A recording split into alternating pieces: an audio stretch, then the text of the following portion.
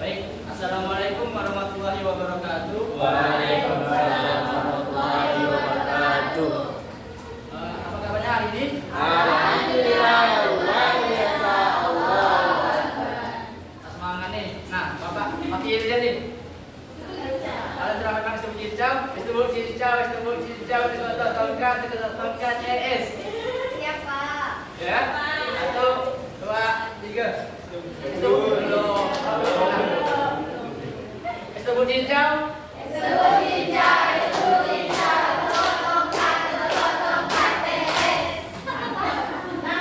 Siapa yang masak ini? Apa ya?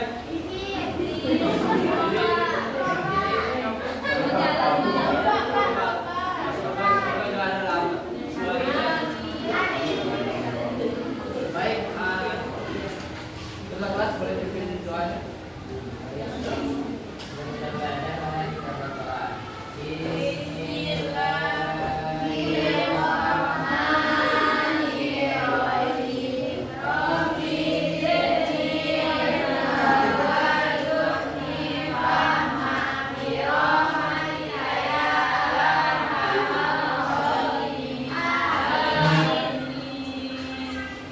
Tadi sebelumnya kita belajar dari apa?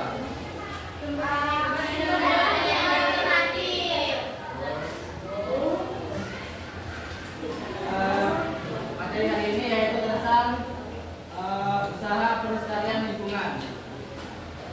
Ada yang tahu tidak? Sini usaha pelestarian lingkungan itu apa?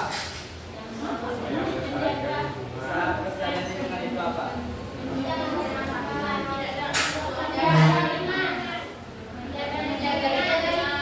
Saya itu usaha pelestarian lingkungan itu yaitu bagaimana kita ini harus menjaga semua kelestarian lingkungan baik dari dalam maupun luar. Kita bisa melihat di sekitar kita apakah ada sampah bisa kita ambil, nah itu juga bisa kita buang ke tempatnya. Selanjutnya yaitu apa faktor-faktor dari usaha pelestarian lingkungan? Apa faktor-faktor usaha pelestarian lingkungan? Ada atau tidak? Faktor-faktor usaha pelestarian lingkungan.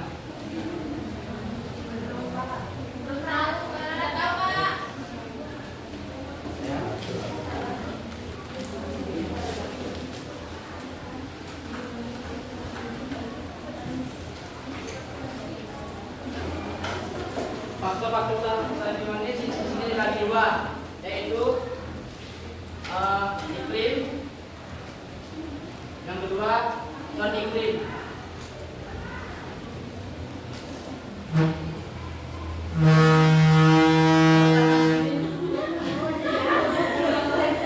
Yang pertama di sini untuk iklim sendiri yaitu di mana kita harus menjaga kelestarian. Bagaimana kalau misalnya kita menjaga kelestarian untuk iklim bisa tidak terhindar dari banjir. Coba lihat kalau misalnya kita gundul potong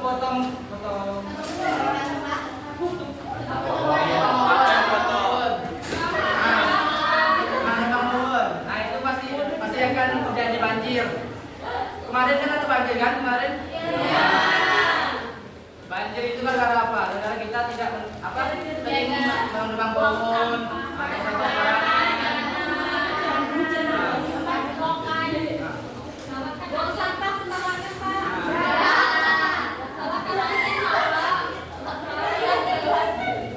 Kalau non iklim ini sendiri yaitu sebagai kita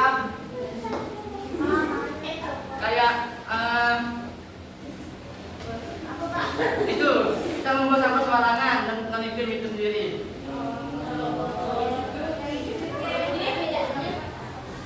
Coba kalian buka KBD pada halaman 100 yang tentang ayo membaca.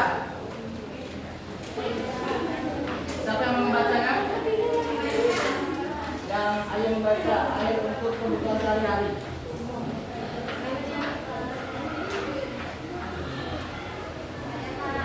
Air untuk kebutuhan sehari-hari.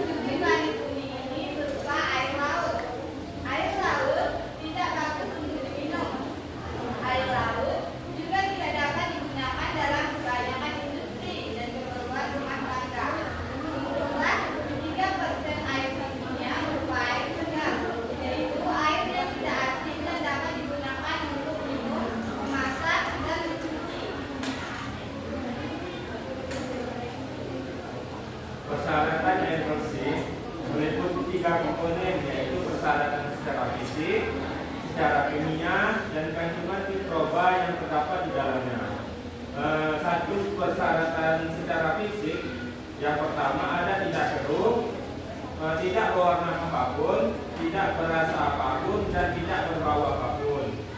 Termasuk masalah kesehatan, pencemaran lingkungan, dan kerusakan ekosistem. Sebaliknya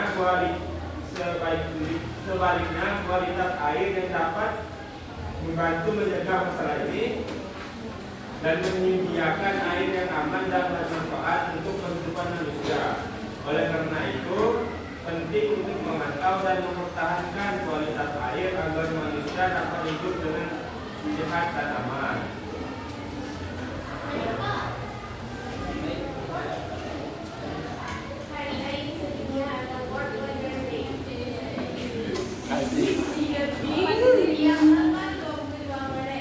Dengan adanya peringatan Hari Air Sedunia, kita diingatkan bahwa persediaan air bersih semakin berkurang, padahal jumlah semakin bertambah. Persediaan air bersih semakin berkurang karena cadangan air tanah berkurang. Cadangan air tanah berkurang karena air hujan tidak masuk ke dalam tanah. Sebaliknya, air hujan langsung mengalir ke parit, selokan, lalu ke sungai dan terus ke laut. Air hujan tidak dapat masuk ke dalam tanah karena tidak ada akar-akar pohon yang dapat menahan air di dalam tanah. Banyak pohon di hutan ditebangi. Lahan-lahan hijau berubah menjadi perumahan, perkantoran, dan kawasan industri. Coba kalian perhatikan, di sini ada gambar anak-anak menanam ini pohon. Di atasnya yaitu ini yang bagus. Ketika menanam pohon nanti akan menjadi seperti ini. Kayak makmur dia.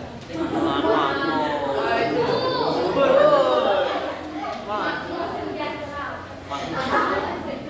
Baik, gambar sini ada KBD. Jadi kan ada 4 kelompok. Untuk soal pertama nanti 1 kelompok.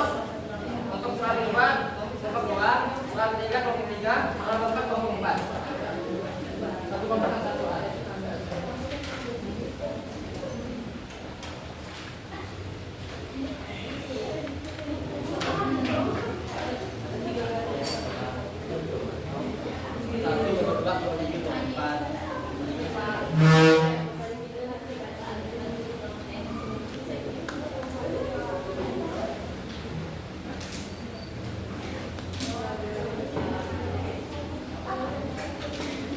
Baik, silakan dikerjakan.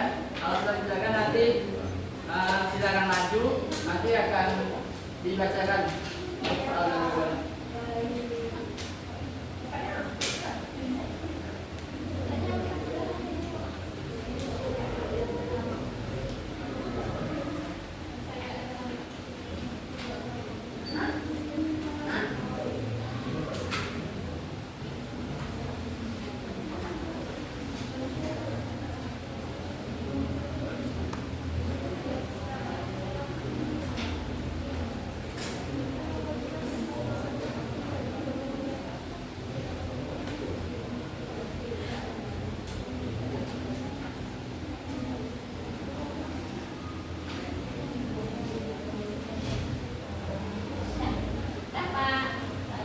Baik.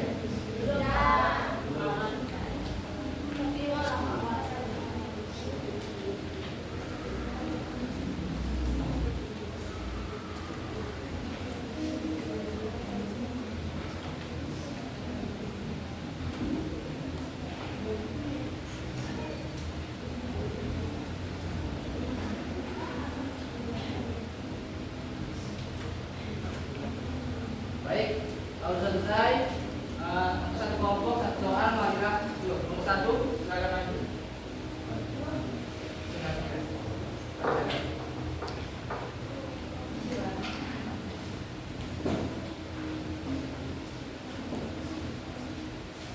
Nah, di sini kelompok 1 soalnya baik.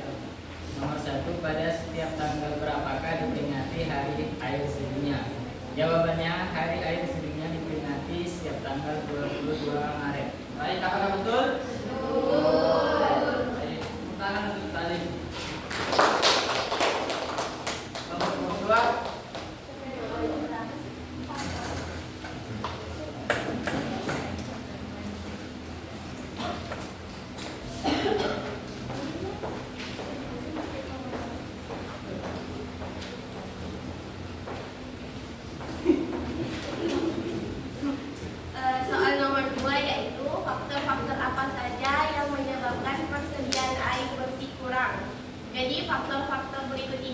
menyebabkan persediaan air berkurang. Yang pertama itu cadangan air tanah berkurang karena air hujan terus mengalir di permukaan tanah dan tidak masuk ke dalam tanah. Yang kedua, banyak pohon ditebangi sehingga tidak ada akar pohon yang dapat menahan air di dalam tanah. Dan yang terakhir yaitu lahan-lahan hijau berubah menjadi kawasan permukiman dan industri. Baik, apakah benar? Selanjutnya, nomor 3. Baik, kami dari kelompok 3 akan menjawab pertanyaan nomor 3, yaitu apa akibat kekurangan air bersih? Jawabannya, akibat kekurangan air bersih yang pertama adalah kebutuhan manusia akan air bersih tidak terpenuhi. Yang kedua, hasil panen berkurang, dan yang ketiga, banyak hewan yang mati. Baik, apakah benar? Baik, tepuk tangan untuk nomor 3. Selanjutnya, dari kelompok 4. Kelompok 4.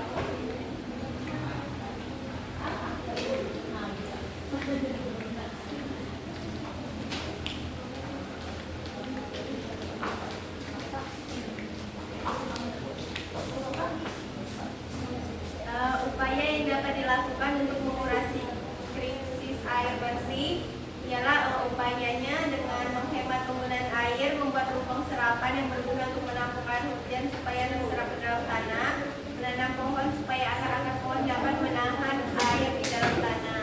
Baik, apakah benar? Baik. Tepuk tangan untuk Eliana.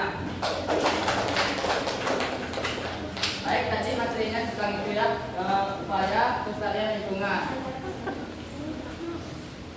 Untuk upaya sendiri, usaha pelestarian lingkungan ini merupakan proses atau cara yang dimana kita perlu melindungi semua tanaman, semua usaha kita dari tanaman, menanam pohon, kayak gitu. Kalau untuk itu judulnya untuk reboisasi di sini,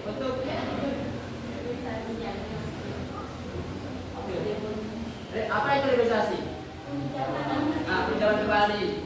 Pinjaman kembali di sini merupakan untuk kita menampung cara kita menanam kembali pohon yang telah gundul supaya kita bisa menyerap kembali air itu.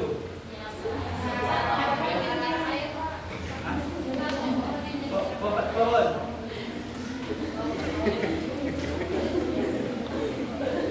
Untuk faktor-faktor sendiri, apakah ingat tadi? Ada 2. Iklim dan iklim. Untuk iklim sendiri apa? Hujan, Banjir. panas. Kalau non iklim?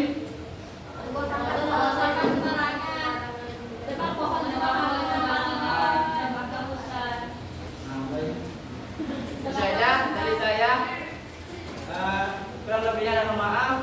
Assalamualaikum warahmatullahi wabarakatuh. Waalaikumsalam